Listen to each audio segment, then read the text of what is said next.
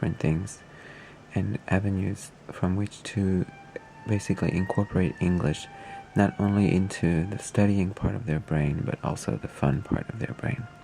So these are games, so they're going to go into the fun part of the brain, and hopefully the students can still learn in English and then use that fun English eventually to do things that are not only fun, but also maybe beneficial in financial ways and also in many other kinds of ways. So I've already opened this box, but I'm going to unbox it again for you. And then the next one, I've not opened at all. So I'm going to start with this one. So I'm going to try to, let's see here. My camera setup is not very good, but hopefully it's okay. The inside is really small, that's why I zoomed in so close. I've already opened the side. I'm going to go ahead and open it. Inside we have the receipt, and we have this one.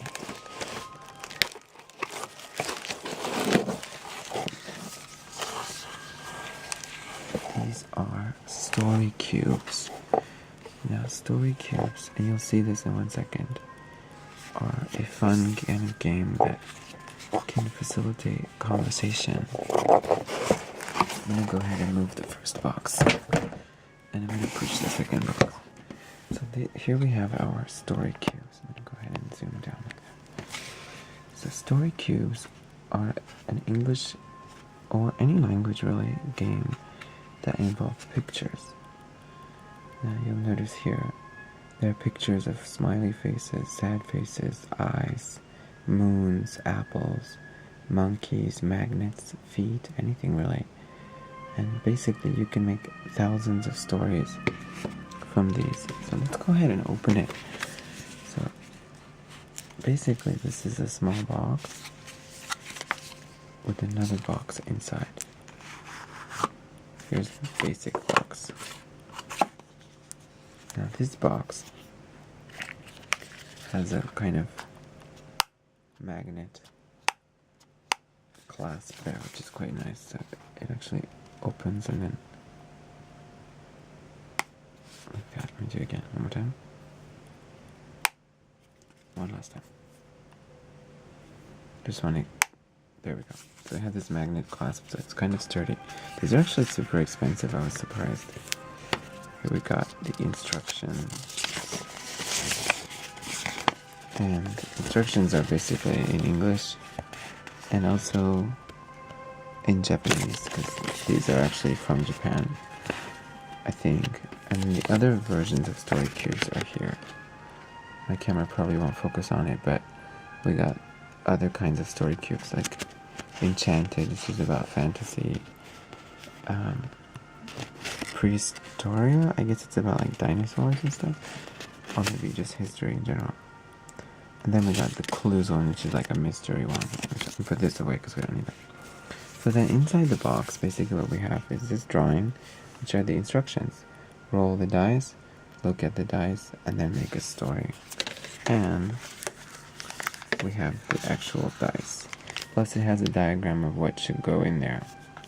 And I'm not sure if that's what should go at the top or bottom. Sorry about that. I guess that's what, it doesn't match any side, so I don't know. Anyways, we have these cubes. So let's go ahead and open this. And then we're going to play one time, and then we'll go on to the next package. For this one, I'm going to go ahead and open it. It's not completely easy. There we go. Go ahead and push them out. Here's 1 and 2, 3,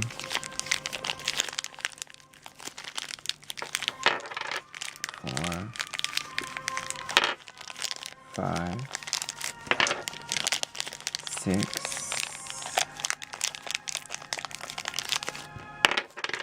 7, 8, 9. So here we go. We have all the dice now. We can make a pretty nice sound. I'm so happy my camera is actually focusing really well. So basically the dice will go back in here eventually, but not yet. It's either go in a box like this. I'm going to throw away the plastic because we don't really need the plastic anymore, do we? I'm going to put it away. Just toss it. This is what we're concerned with now. So I'm going to reopen it. Now we got our dice. What I'm going to do to make it easier for the camera is I'm going to go ahead and roll them. But we have 9 of them, right? So for the sake of having an easy story that is really easy to fall asleep to, I don't want to make the story too complicated. So I'm going to go ahead and take away 4. So 1, 2, 3, 4. I'm going to take away 4 of them. So we have 5 story cubes. Push those away. I'm going to go ahead and roll these. Hopefully it won't be too loud. Okay, so I rolled them as softly as I could. So now we have 5 story cubes. So, I'm going to have to go ahead and zoom in on those so we can make a story. Hopefully in that order.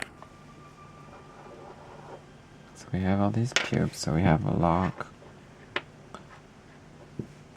a clock with some Z's written by it. So I'm guessing, is that a clock? I don't know. What do you think this is? Kind of looks... Oh, I guess it's a person sleeping. Right, if you look at it this way, it's like a person sleeping. Now it's out of focus.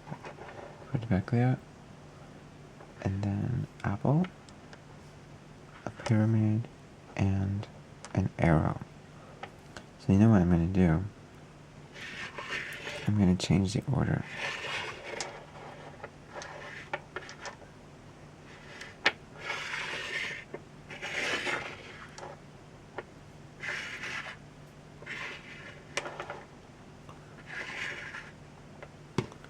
This is going to be the order. Oh, whoops, sorry about that.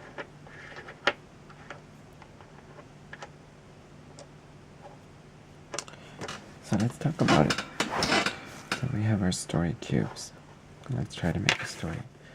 So let's start with our first cube, then I'll move them over one by one. So in our first cube we have a man, and he's taking a nap. And as often happens when you take a nap, he has a dream. Now I don't know about you, but usually when I take a nap, I have kind of scary dreams, so I kind of avoid taking naps. I'd rather sleep at night. So he says taking a nap and he has a dream. So this is his dream. So we'll see what happens. So in his dream, he's walking along and he sees an arrow. And actually the arrow keeps spinning and spinning. So at first he isn't sure what to do. But eventually the arrow stops spinning. And when it stops, it's actually pointing towards what looks like a pyramid. You can't see it really well because it's quite far in the distance, and it is a desert, and in the desert things are not always what they appear. It could be a mirage for all he knows. But he walks towards it, and he gets to this pyramid, and actually the pyramid is big and tall and looming above him. But he decides it's too hot to just stay outside, so he tries to find an entrance to get some shade. And pyramids are not really good at casting shade, obviously. They're pyramids, so he finally finds a door. But unfortunately,